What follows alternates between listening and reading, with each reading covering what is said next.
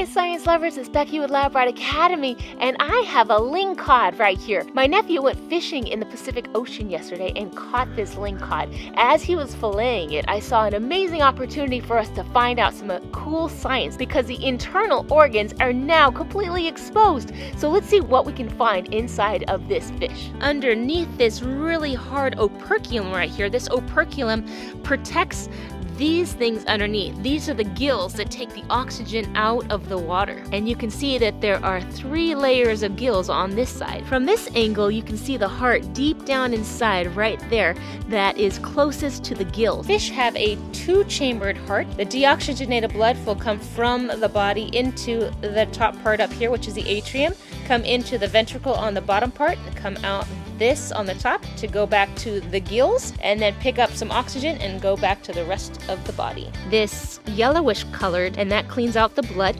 And right inside here, that green thing, organ, is the liver. That is the gallbladder that holds the bile from the liver before it goes back into the intestines. And then we have inside here the stomach, which is the long tube back there.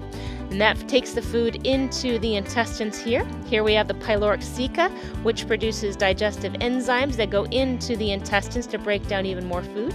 That intestines goes out the cloaca down here.